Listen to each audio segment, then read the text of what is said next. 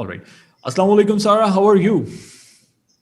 Walaikum salam, Farhan. I'm good. How are you? I'm good. Thanks for asking. So tell us about yourself, about your education, and where do you work nowadays? Okay, so I am an MBA from LUMS. I Great. got my degree in 2005. After that, I had some corporate experience. Worked at Procter& and Gamble, worked at Pepsi, Amazing. and then I came back to the academia. So currently, for the last 6 years, I'm teaching at LUMS. Great.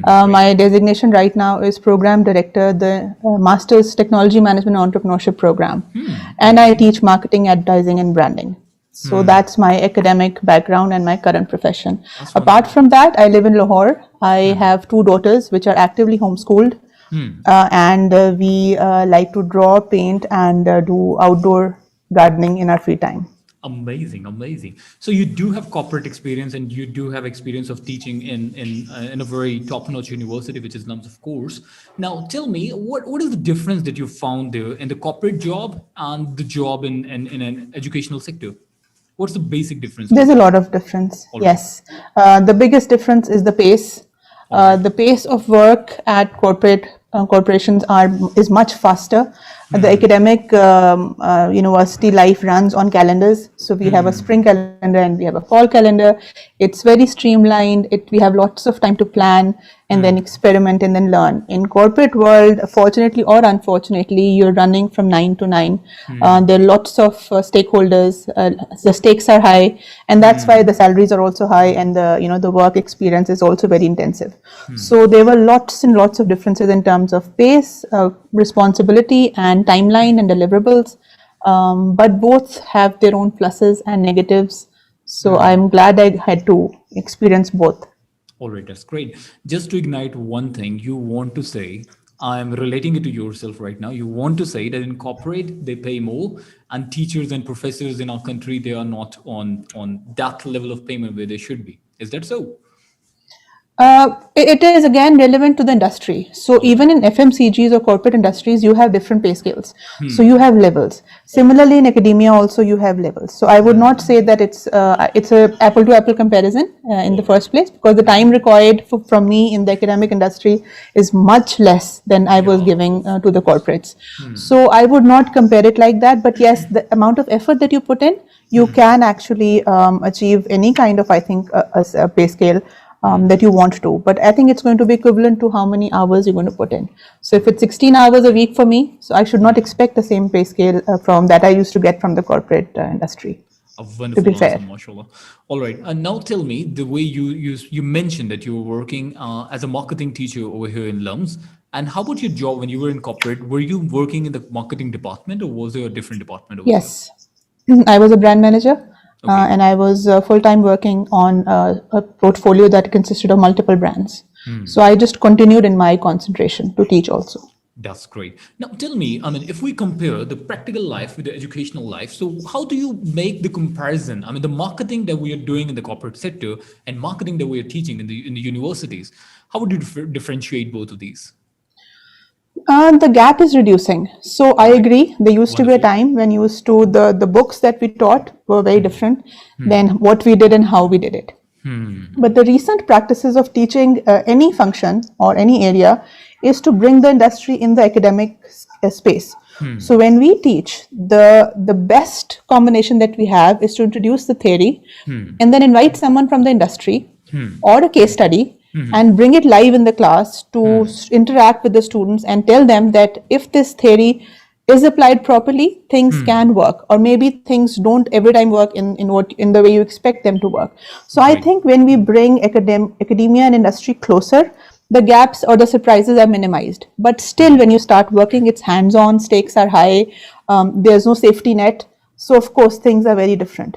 All But right. we at LUM especially try to bring as much hands-on practice as possible through simulations, through case studies, through industry speakers, through their current challenges. So what is going on with your portfolio right now? So you lost a brand last year. How are you going to cope with it? So with those talks and with those kind of interactions, we are trying to bridge the gap. But in all honesty, there is gap between classroom and industry. There always is. So And how that about stays. and But how about it's Philip changing. Kotler's marketing book? Is it obsolete now or not? Too soon to say that, unless we have something to replace Kotler with, which we don't. But I think all the modern concepts of digital marketing are based on Kotler's principles. Yeah, that's the So if you base, dig yeah. deeper, yes, so the foundation is same. So yes, we can say it's boring, it's old, it's theoretical, but it does hold the basic pillars of marketing, which is, by the way, consumer value and engagement. So you can't do even digital media campaigns without creating enough consumer value and the right kind of engagement. So I think we can't completely bypass it, but we can minimize and we can sort of make it more interesting to the youngsters. That much I agree. All right. And I mean, if we do not talk about the marketing thing only, how about the general? I mean, how do you take the education system in general? I mean, is it something that we should be providing to the student? Is it also like, I mean, do we have gap in the industrial requirement and the studies that we are providing to the students over there in universities or colleges? If we do not talk about marketing and we take it in a general perspective, so what would be your opinion on that?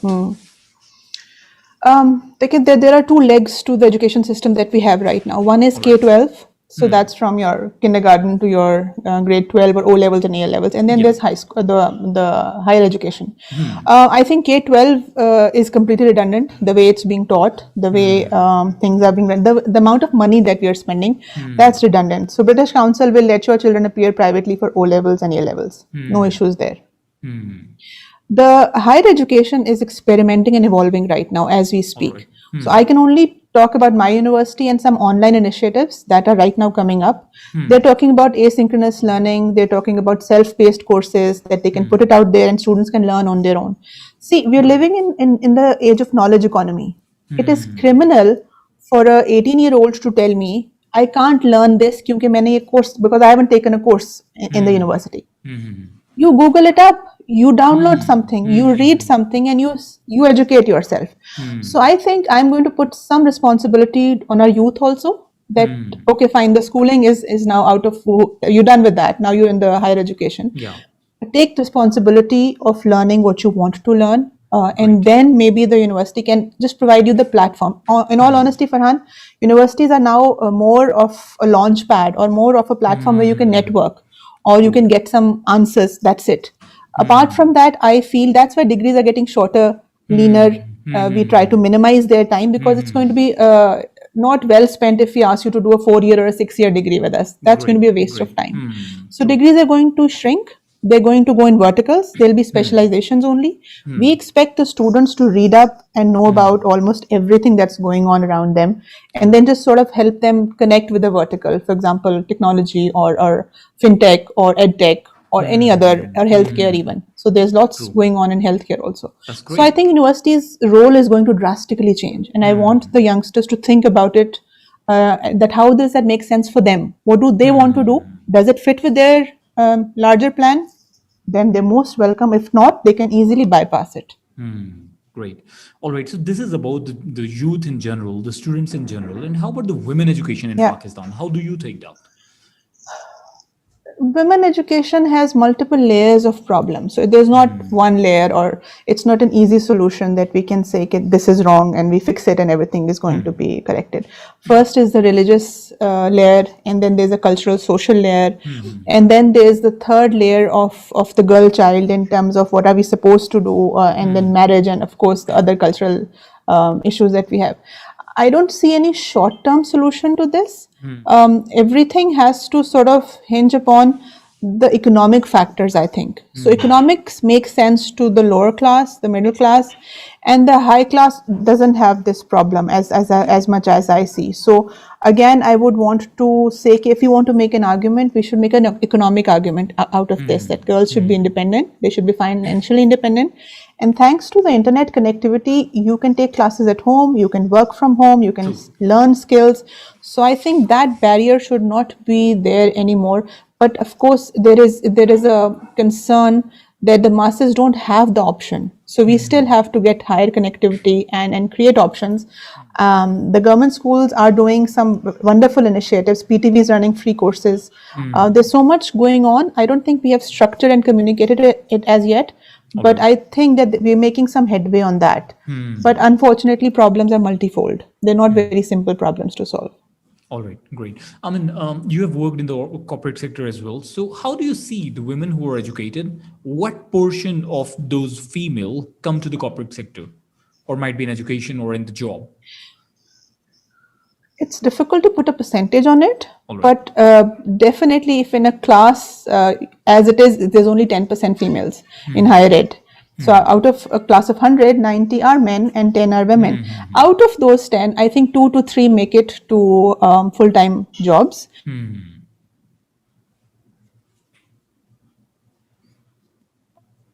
Not the actual degree would not be put to use. So I think the number is pretty low still.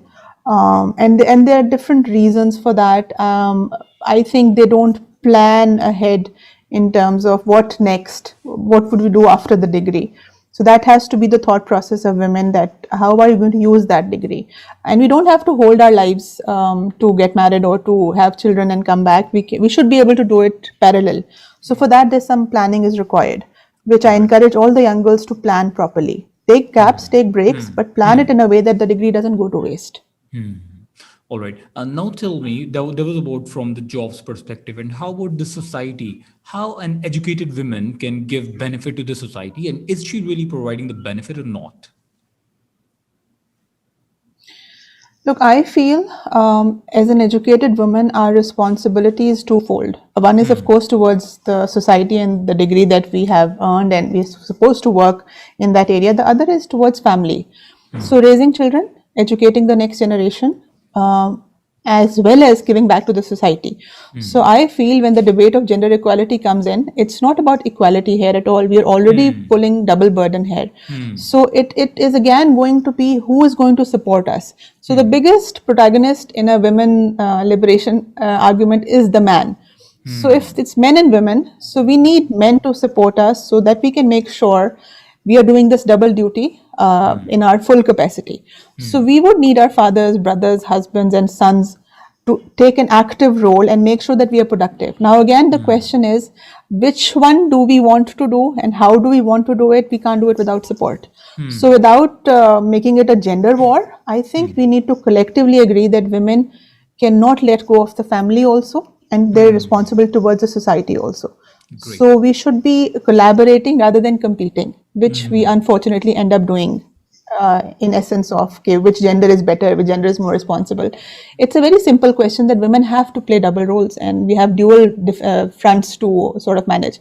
If I was asked to pick up an important one, I'd pick family, because those children who are going to be with us for 18 years to 20 years before they leave the house, I think that damage is going to be much more far reaching than anything else. So I think the society can do without us. We don't have to be full-time employed in our front workforce.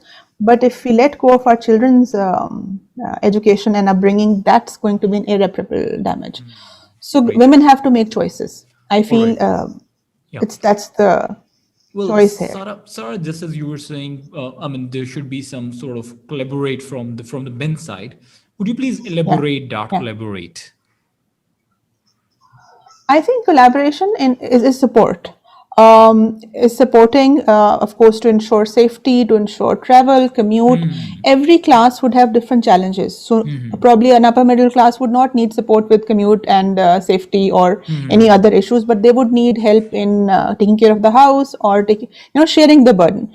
So and we see these models working in so many strata, Farhan, already. So my kitchen helper has, her husband stays home till 2. When she goes home, he is a rickshaw driver. So he goes out then after 2 to 8. That's his shift. Before that, he's home with the children. So I think the balance of this is going to be, you decide what works for you. So you check with the women. If you want them to support you, you support them also. But of course, there should be boundaries. There should be mutually agreed agreements that this is what the process is going to be. A lot of times we confuse it with just economic or financial independence. It's not about that. Women, when leave the house, they get the exposure, the sensibility to how to behave, how to plan, how to manage so many things. So it's never about money only. So there's so much, if the woman hasn't seen the outside world, how will she raise kids who will be successful in the outside world? So there's so many other issues also pending here. So I think just suppressing women and keeping them home and giving them, I don't know, this idea of giving you the money, what do you need to go out for? That's a very archaic one. We must have a balanced exposure to what's happening. And the world is changing very quickly, Farhan. If you won't give them the exposure, internet would. So something, or a smartphone would. So you might want to make it a healthy balance rather than just a, they will learn, they will see the world one way or the other. You can't suppress. In these days, you just can't do that anymore. So I think we should communicate. Communication is key. Tell them what you need, and they should tell you what are their reservations, and both genders should be able to balance it out. Great. All right. And how do you see the women financial dependency in society? Yeah. It is a cause for concern. It is a cause for concern because unfortunately economic struggle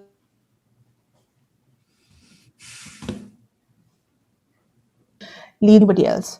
So I can go, if I have a health problem, I can go to a hospital. If I have multiple other problems, can be sorted. But this one problem, nobody is going to help you out except yourself. So I think it is extremely important that we think about it, we talk about it. And as women, our responsibility is to pull up other women, even if it's in terms of awareness. So how to invest, how to save, how to impart a skill set. I think this should be talked about. You'd be surprised how a lot of good working women don't save, don't invest. They don't think of their future also, or their children's future. So I think we need a lot of awareness in that area, that it's not just enough case somebody's paying your bills, food is on the table, electricity is paid for, and that's it. We must think. And I think, again, my solution is join hands. Fathers, husbands, sons, join hands, have accounts, do smart investments, have a passive income, a source of passive income, so that you or your children in terms of need can be sort of comfortable. But yes, this one thing has to be sorted, and through skill set, not through degrees. Degrees take too long. 18 years is, nobody can spend for 18 years to become economically, unfortunately, independent. So skill set is a shortcut. Learn something which you can do with your hand, or you can help somebody else with, and then you have your stream of income generated. Great. And how do you see the degrees we earn has a relationship with the finances or the money we'll make in future? The relationship between education and finances? It's going to be an inverse relationship, Farhan. So it's going to be, you have to be smart about it. You have to think that when AI or automation hits the market, 5G is going to be, it's currently actually being spread out.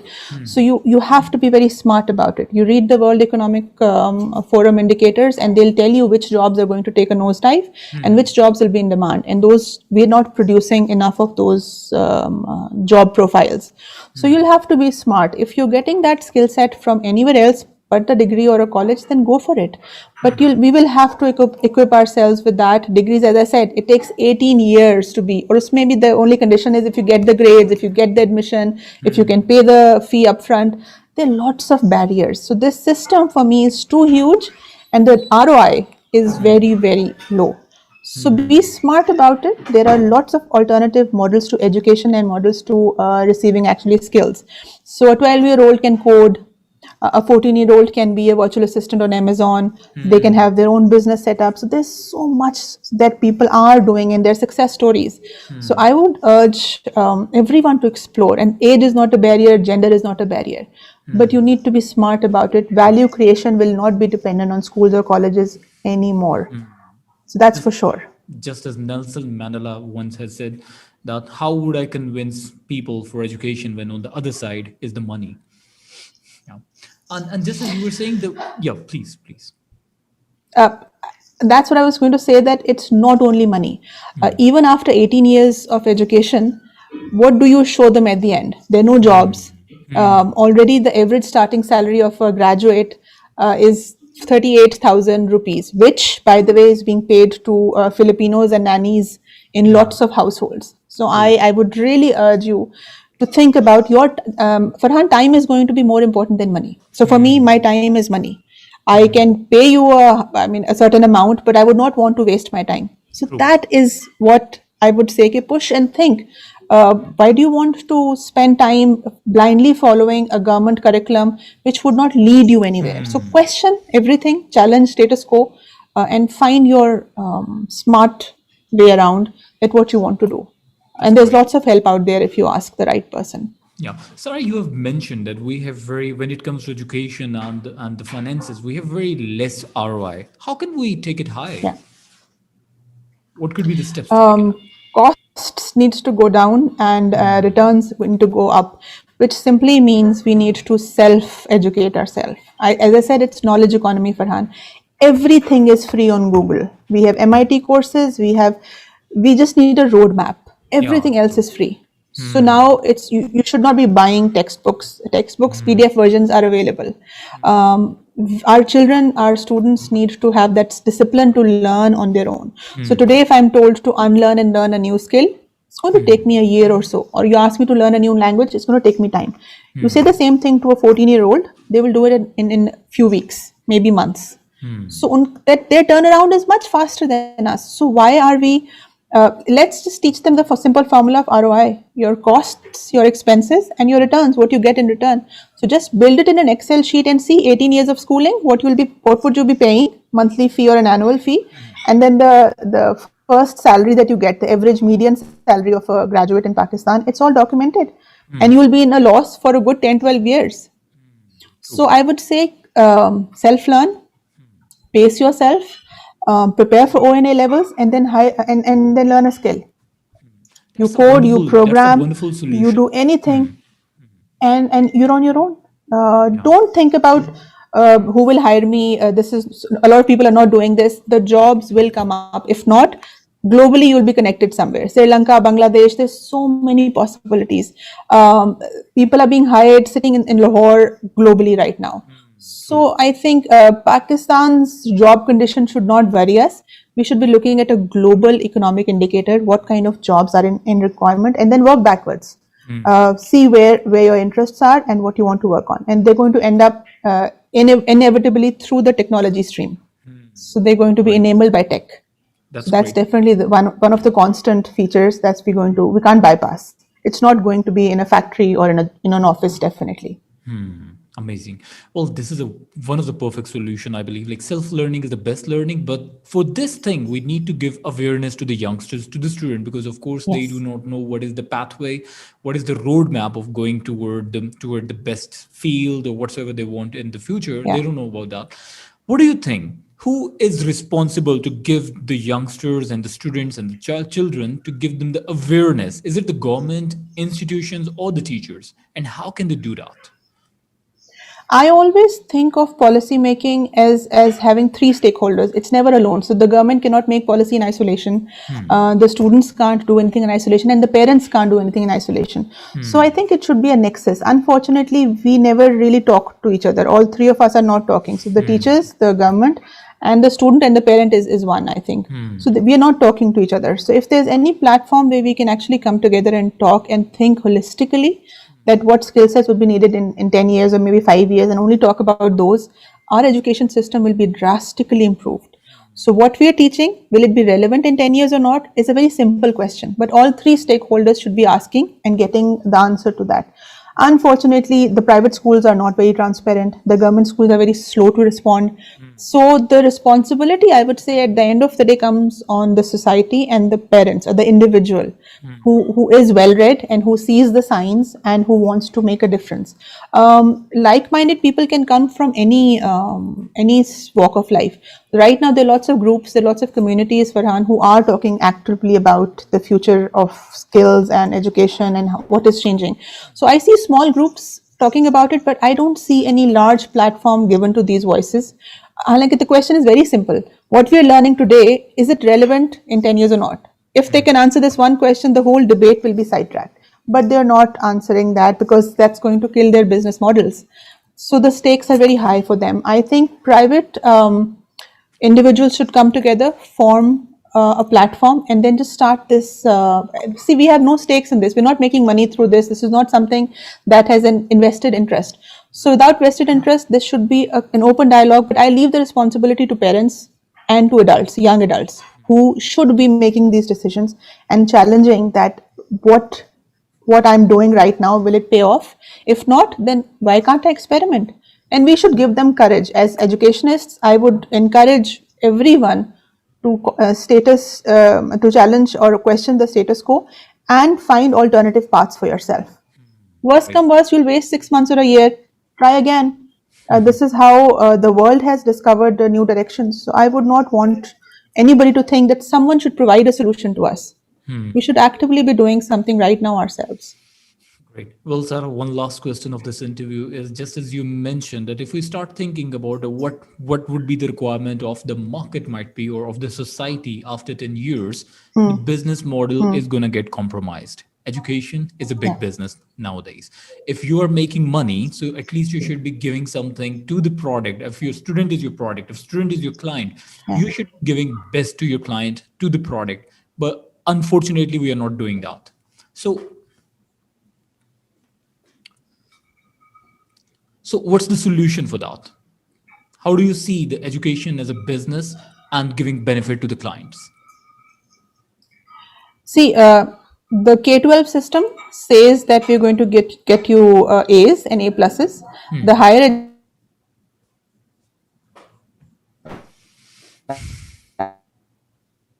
are the two things that you're going to get, and the higher you are in the order, so if it's a for example, Harvard says that our graduates, 100% of our graduates are placed within 3 months of their graduation, which is a big claim to make. So I think the carrot and stick approach is very clear. They've shown you the carrot and they say, okay, LGS has so many A stars, City School has so many A's, and I think that's what they're working towards. But if you ask me, the real value would be the soft skills of communication, of holding an argument, of convincing people, of making pitches, trying to create, or social work even, trying to give back, trying to create impact. I don't think our schools or our universities actively talk about that. So skill set building, personality building, confidence, communication, and then at the end of the day, critical analysis, the ability to think what we are doing and why. That is a skill set that both K-12 schools and the universities should actively impart. And if they're not imparting, then we should search for these courses and get these courses, because they make a large difference in any individual's ability to think, and the confidence that they get is surprising. So I think that's missing in the K-12 and the university system Well, right now. Sarah, you have given really amazing, outstanding solution to the problems we have in our society. Thank you so very much for sharing your ideas, your opinion. These were really worth listening to, and I really appreciate that thing. Thank you so very much Thank you, for your time, Farhan. Sarah. Thank you very much. Pleasure Take is all. care. Take care.